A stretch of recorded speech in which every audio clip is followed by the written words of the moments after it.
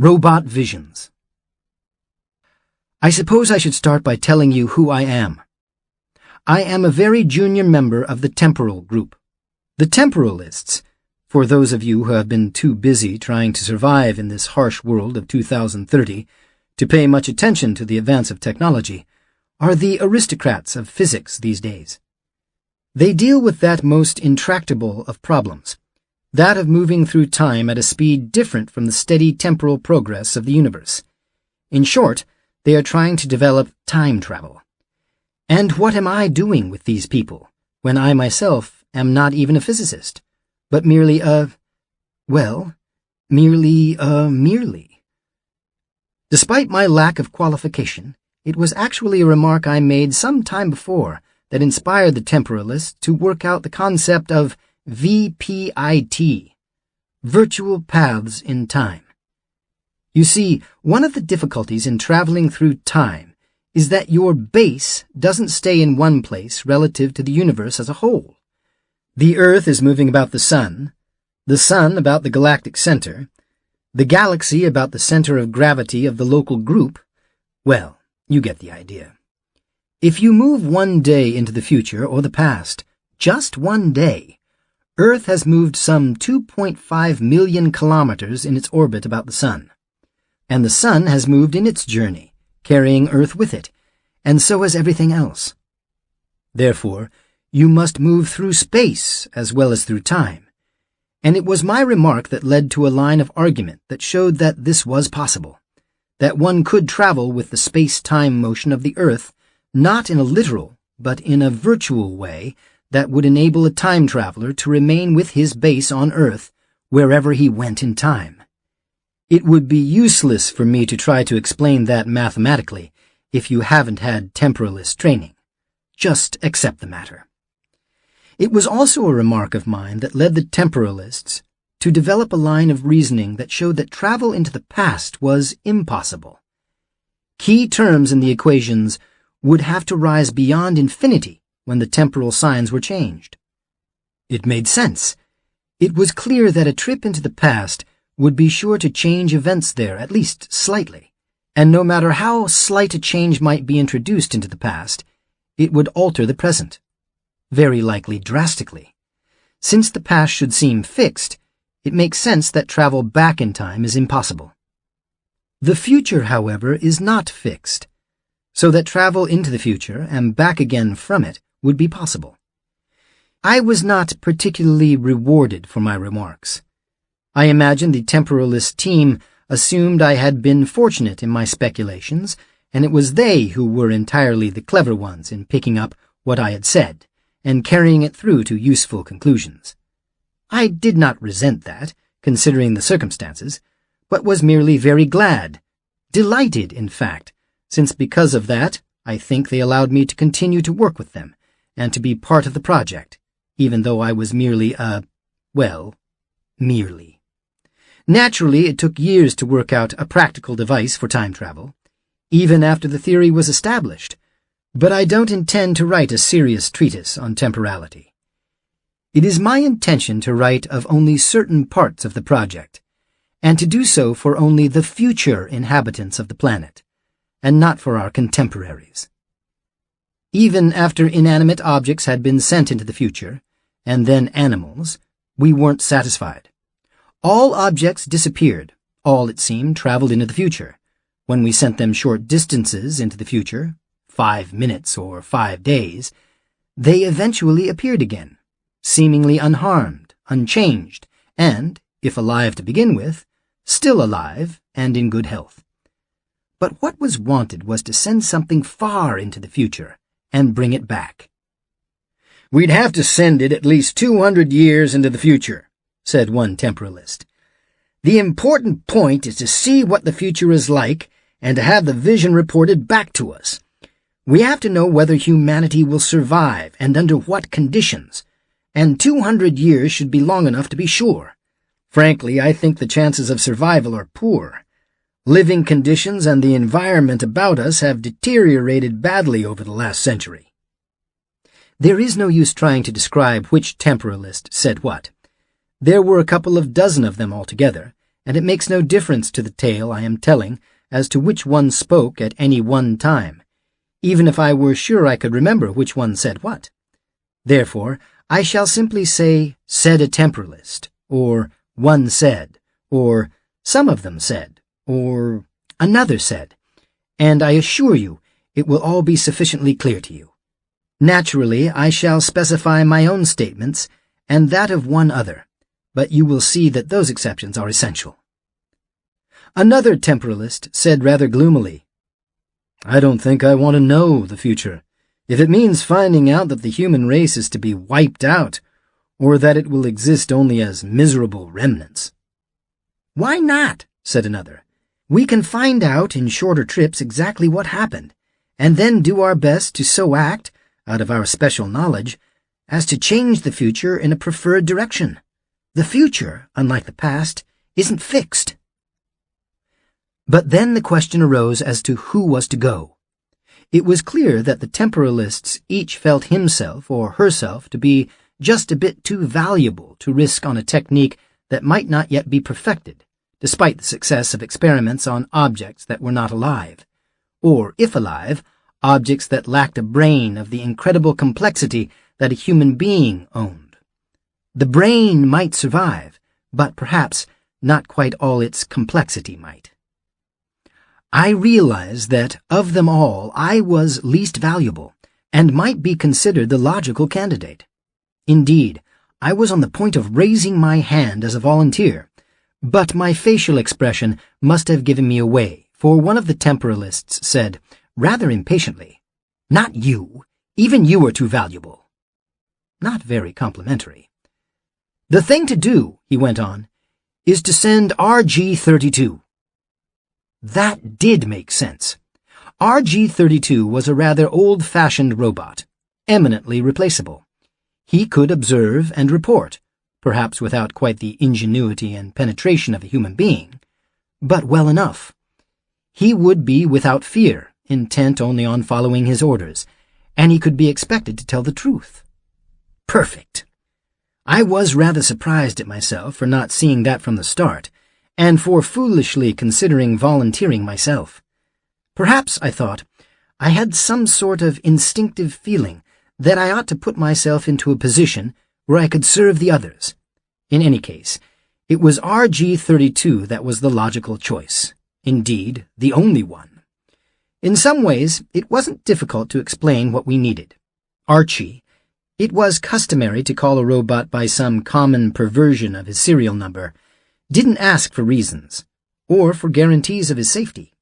He would accept any order he was capable of understanding and following, with the same lack of emotionality that he would display if asked to raise his hand. He would have to, being a robot. The details took time, however. Once you are in the future, one of the senior temporalists said, you may stay for as long as you feel you can make useful observations. When you are through, you will return to your machine and come back with it to the very moment that you left, by adjusting the controls in a manner which we will explain to you. You will leave, and to us, it will seem that you will be back a split second later, even though to yourself it may have seemed that you have spent a week in the future, or 5 years. Naturally, you will have to make sure the machine is stored in a safe place while you are gone, which should not be difficult since it is quite light, and you will have to remember where you stored the machine and how to get back to it. What made the briefing even longer lay in the fact that one temporalist after another would remember a new difficulty. Thus, one of them said suddenly, How much do you think the language will have changed in 2 centuries? Naturally, there was no answer to that, and a great debate grew as to whether there might be no chance of communication whatever, that Archie would neither understand nor make himself understood. Finally, one temporalist said, rather curtly, See here, the English language has been becoming ever more nearly universal for several centuries, and that is sure to continue for 2 more. Nor has it changed significantly in the last 200 years, so why should it do so in the next 200? Even if it has, there are bound to be scholars who would be able to speak what they might call ancient English. And even if there were not, Archie would still be able to make useful observations. Determining whether a functioning society exists doesn't necessarily require talk. Other problems arose. What if he found himself facing hostility? What if the people of the future found and destroyed the machine, either out of malevolence or ignorance? One temporalist said, "It might be wise to design a temporal engine so miniaturized that it could be carried in one's clothing. Under such conditions, one could at any time leave a dangerous position very quickly." "Even if it were possible at all," snapped another, "it would probably take so long to design so miniaturized a machine that we, or rather our successors, would reach a time 2 centuries hence without the necessity of using a machine at all. No, if an accident of some sort takes place, Archie simply won't return, and we'll just have to try again." This was said with Archie present, but that didn't matter, of course. Archie could contemplate being marooned in time, or even his own destruction, with equanimity, provided he were following orders. The second law of robotics, which makes it necessary for a robot to follow orders, takes precedence over the third, which makes it necessary for him to protect his own existence. In the end, of course, all had been said, and no one could any longer think of a warning, or an objection, or a possibility that hadn't been thoroughly aired. Archie repeated all he had been told with robotic calmness and precision, and the next step was to teach him how to use the machine, and he learned that too with robotic calmness and precision. You must understand that the general public didn't know at that time that time travel was being investigated. It wasn't an expensive project as long as it was a matter of working on theory, but experimental work had punished the budget and was bound to punish it still more. This was most uncomfortable for scientists engaged in an endeavor that seemed totally blue sky. If there was a large failure, given the state of the public purse, there would be a loud outcry on the part of the people, and the project might be doomed. The temporalists all agreed, without even the necessity of debate, that only success could be reported, and that until such a success was recorded, the public would have to learn very little, if anything at all. And so this experiment, the crucial one, was heart-stopping for everyone. We gathered at an isolated spot of the semi-desert, an artfully protected area given over to Project 4. Even the name was intended to give no real hint of the nature of the work, but it always struck me that most people thought of time as a kind of fourth dimension, and that someone ought therefore guess what we were doing. Yet no one ever did, to my knowledge. Then, at a certain moment, at which time there was a great deal of breath-holding, Archie, inside the machine, raised one hand to signify he was about to make his move. Half a breath later, if anyone had been breathing, the machine flickered. It was a very rapid flicker. I wasn't sure that I had observed it. It seemed to me that I had merely assumed it ought to flicker, if it returned to nearly the instant at which it left, and I saw what I was convinced I ought to see. I meant to ask the others if they too had seen a flicker, but I always hesitated to address them unless they spoke to me first. They were very important people, and I was merely... but I've said that. Then, too, in the excitement of questioning Archie, I forgot the matter of the flicker. It wasn't at all important.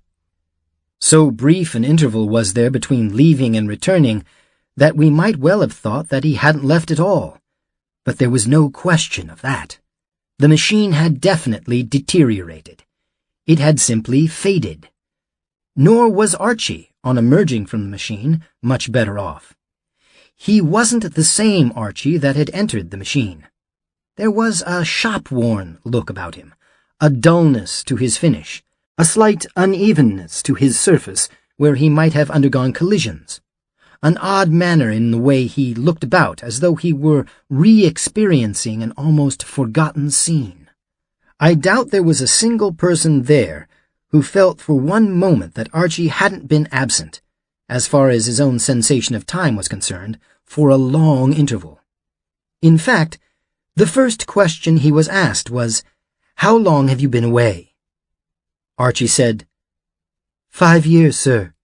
It was a time interval that had been mentioned in my instructions, and I wished to do a thorough job. "Come, that's a hopeful fact," said one temporalist. "If the world were a mass of destruction, surely it wouldn't have taken 5 years to gather that fact." And yet not one of them dared say, "Well, Archie, was the earth a mass of destruction?" They waited for him to speak, and for a while he also waited, with robotic politeness for them to ask. After a while, however, Archie's need to obey orders by reporting his observations overcame whatever there was in his positronic circuits that made it necessary for him to seem polite. Archie said, "All was well on the Earth of the future. The social structure was intact and working well." "Intact and working well?" said one temporalist, acting as though he were shocked at so heretical a notion. "Everywhere?" "The inhabitants of the world were most kind. They took me to every part of the globe. All was prosperous and peaceful." The temporalists looked at each other. It seemed easier for them to believe that Archie was wrong or mistaken than that the Earth of the future was prosperous and peaceful. It had seemed to me always that, despite all optimistic statements to the contrary, it was taken almost as an article of faith that Earth was on the point of social, economic, and perhaps even physical destruction. They began to question him thoroughly. One shouted, "What about the forests? They're almost gone." "There was a huge project," said Archie, "for the reforestation of the land, sir. Wilderness has been restored where possible. Genetic engineering has been used imaginatively to restore wildlife where related species existed in zoos or as pets. Pollution is a thing of the past. The world of 2230 is a world of natural peace and beauty." "You are sure of all this?" asked a temporalist. "No spot on Earth was kept secret. I was shown all I asked to see." Another temporalist said, with sudden severity, "Archie, listen to me. It may be that you have seen a ruined Earth, but hesitate to tell us this for fear we will be driven to despair and suicide. In your eagerness to do us no harm, you may be lying to us. This must not happen, Archie. You must tell us the truth." Archie said calmly, "I am telling the truth, sir. If I were lying, no matter what my motive for it might be, my positronic potentials would be in an abnormal state. That could be tested." "He's right there," muttered a temporalist. He was tested on the spot. He was not allowed to say another word while this was done. I watched with interest while the potentiometers recorded their findings, which were then analyzed by computer. There was no question about it. Archie was perfectly normal. He couldn't be lying. He was then questioned again. "What about the cities?" "There are no cities of our kind, sir. Life is much more decentralized in 2230 than with us, in the sense that there are no large and concentrated clumps of humanity. On the other hand, there is so intricate a communication network that humanity is all one loose clump, so to speak." "And space? Has space exploration been renewed?" Archie said, "The moon is quite well developed, sir.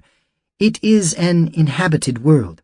There are space settlements in orbit about the Earth and about Mars. There are settlements being carved out in the asteroid belt." "You were told all this?" asked one temporalist, suspiciously. "This is not a matter of hearsay, sir. I have been in space. I remained on the moon for 2 months.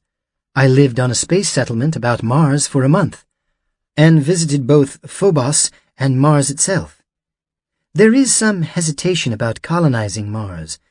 There are opinions that it should be seeded with lower forms of life and left to itself without the intervention of the Earth people. I did not actually visit the asteroid belt. One temporalist said, "Why do you suppose they were so nice to you, Archie? So cooperative?" "I received the impression, sir," said Archie, "that they had some notion I might be arriving. A distant rumor, a vague belief. They seem to have been waiting for me." "Did they say they had expected you to arrive? Did they say there were records that we had sent you forward in time?" "No, sir." "Did you ask them about it?" "Yes, sir. It was impolite to do so, but I had been ordered carefully to observe everything I could, so I had to ask them. But they refused to tell me." Another temporalist put in, "Were there many other things they refused to tell you?" "A number, sir." One temporalist stroked his chin thoughtfully at this point and said, "Then there must be something wrong about all this. What is the population of the Earth in 2230, Archie? Did they tell you that?" "Yes, sir, I asked. There are just under 1 billion people on Earth in 2230. There are 150 million in space. The numbers on Earth are stable. Those in space are growing." "Ah," said a temporalist, "but there are nearly 10 billion people on Earth now, with half of them in serious misery. How did these people of the future get rid of nearly 9 billion? "I asked them that, sir. They said it was a sad time." "A sad time?" "Yes, sir." "In what way?" "They did not say, sir. They simply said it was a sad time, and would say no more." One temporalist who was of African origin said coldly, "What kind of people did you see in 2230? "What kind, sir?" "Skin color, shape of eyes." Archie said, "It was in 2230 as it is today, sir. There were different kinds, different shades of skin color, hair form, and so on. The average height seemed greater than it is today, though I did not study the statistics. The people seemed younger, stronger, healthier. In fact, I saw no undernourishment, no obesity, no illness, but there was a rich variety of appearances." "No genocide, then?" "No signs of it, sir," said Archie. He went on, "There were also no signs of crime, or war, or repression." "Well," said one temporalist, in a tone as though he were reconciling himself with difficulty to good news, "it seems like a happy ending." "A happy ending, perhaps," said another, "but it's almost too good to accept. It's like a return of Eden. What was done, or will be done, to bring it about? I don't like that sad time." "Of course," said a third, "there's no need for us to sit about and speculate. We can send Archie 100 years into the future, 50 years into the future. We can find out, for what it's worth, just what happened. I mean, just what will happen." "I don't think so, sir," said Archie. "They told me quite specifically and carefully that there are no records of anyone from the past having arrived earlier than their own time. The day I arrived. It was their opinion that if any further investigations were made of the time period between now and the time I arrived, that the future would be changed." There was almost a sickening silence. Archie was sent away, and cautioned to keep everything firmly in mind for further questioning. I half expected them to send me away too, since I was the only person there without an advanced degree in temporal engineering. But they must have grown accustomed to me, and I, of course, didn't suggest on my own that I leave. "The point is," said one temporalist, "that it is a happy ending. Anything we do from this point on might spoil it. They were expecting Archie to arrive. They were expecting him to report. They didn't tell him anything they didn't want him to report. So we're still safe. Things will develop as they have been." "It may even be," said another hopefully, "that the knowledge of Archie's arrival and the report they sent him back to make help develop the happy ending. Perhaps, but if we do anything else, we may spoil things. I prefer not to think about the sad time they speak of, but if we try something now, that sad time may still come and be even worse than it was, or will be, and a happy ending won't develop either. I think we have no choice but to abandon temporal experiments, and not talk about them either. Announce failure. That would be unbearable. It's the only safe thing to do. Wait, said one.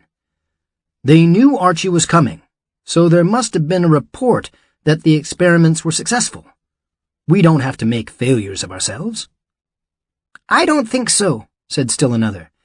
They heard rumors. They had a distant notion. It was that sort of thing, according to Archie. I presume there may be leaks, but surely not an outright announcement. And that was how it was decided. For days, they thought, and occasionally discussed the matter, but with greater and greater trepidation. I could see the result coming with inexorable certainty. I contributed nothing to the discussion, of course. They scarcely seemed to know I was there.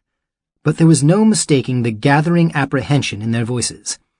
Like those biologists in the very early days of genetic engineering who voted to limit and hedge in their experiments for fear that some new plague might be inadvertently loosed on unsuspecting humanity. The temporalists decided, in terror, that the future must not be tampered with or even searched. It was enough, they said, that they now knew there would be a good and wholesome society 2 centuries hence. They must not inquire further. They dared not interfere by the thickness of a fingernail, lest they ruin all, and they retreated into theory only. One temporalist sounded the final retreat. He said, "Someday humanity will grow wise enough and develop ways of handling the future that are subtle enough to risk observation, and perhaps even manipulation along the course of time. But the moment for that has not yet come. It's still long in the future." And there had been a whisper of applause. Who was I, less than any of those engaged in Project 4, that I should disagree and go my own way? Perhaps it was the courage I gained in being so much less than they were, the valor of the insufficiently advanced. I had not had initiative beaten out of me by too much specialization, or by too long a life of too deep thought. At any rate, I spoke to Archie a few days later, when my own work assignments left me some free time. Archie knew nothing about training or about academic distinctions. To him, I was a man and a master, like any other man and master, and he spoke to me as such. I said to him, "How did these people of the future regard the people of their past? Were they censorious? Did they blame them for their follies and stupidities?" Archie said, "They did not say anything to make me feel this, sir. They were amused by the simplicity of my construction, and by my existence, and it seemed to me they smiled at me, and at the people who constructed me, in a good-humored way. They themselves had no robots." "No robots at all, Archie?" "They said there was nothing comparable to myself, sir. They said they needed no metal caricatures of humanity." "And you didn't see any?" "None, sir. In all my time there I saw not one." I thought about that for a while, then said, "What did they think of other aspects of our society?" "I think they admired the past in many ways, sir. They showed me museums dedicated to what they called the period of unrestrained growth. Whole cities had been turned into museums." "You said there were no cities in the world of 2 centuries hence, Archie. No cities in our sense." "It was not their cities that were museums, sir, but the relics of ours. All of Manhattan Island was a museum, carefully preserved and restored to the period of its peak greatness. I was taken through it with several guides for hours, because they wanted to ask me questions about authenticity. I could help them very little, for I have never been to Manhattan. They seemed proud of Manhattan. There were other preserved cities, too, as well as carefully preserved machinery of the past. libraries of printed books, displays of past fashions in clothing, furniture, and other minutiae of daily life, and so on. They said that the people of our time had not been wise, but they had created a firm base for future advance. And did you see young people? Very young people, I mean? Infants? No, sir. Did they talk about any? No, sir. I said, "Very well, Archie. Now listen to me." If there was one thing I understood better than the temporalists, it was robots. Robots were simply black boxes to them, to be ordered about and to be left to maintenance men or discarded if they went wrong. I, however, understood the positronic circuitry of robots quite well, and I could handle Archie in ways my colleagues would never suspect. And I did. I was quite sure the temporalists would not question him again, out of their newfound dread of interfering with time, but if they did, he wouldn't tell them those things I felt they ought to know. And Archie himself wouldn't know that there was anything he wasn't telling them. I spent some time thinking about it, and I grew more and more certain in my mind as to what had happened in the course of the next 2 centuries. You see, it was a mistake to send Archie. He was a primitive robot, and to him, people were people. He could not differentiate. It didn't surprise him that human beings had grown so civilized and humane. His circuitry forced him, in any case, to view all human beings as civilized and human, even as godlike, to use an old-fashioned phrase. The temporalists themselves, being human, were surprised and even a bit incredulous at the robot vision presented by Archie, one in which human beings had grown so noble and good. But, being human, the temporalists wanted to believe what they heard and forced themselves to do so against their own common sense. I, in my way, was more intelligent than the temporalists, or perhaps merely more clear-eyed. I asked myself if population decreased from 10 billion to 1 billion in the course of 2 centuries, why did it not decrease from 10 billion to 0? There would be so little difference between the 2 alternatives. Who were the billion who survived? They were stronger than the other 9 billion, perhaps? More enduring? More resistant to privation? And they were also more sensible, more rational, and more virtuous than the 9 billion who died, as was quite clear from Archie's picture of the world of 200 years hence. In short, then, were they human at all? They smiled at Archie in mild derision and boasted that they had no robots, that they needed no metal caricatures of humanity. What if they had organic duplicates of humanity instead? What if they had humaniform robots? Robots so like human beings as to be indistinguishable from them, at least to the eyes and senses of a robot like Archie. What if the people of the future were humaniform robots? All of them.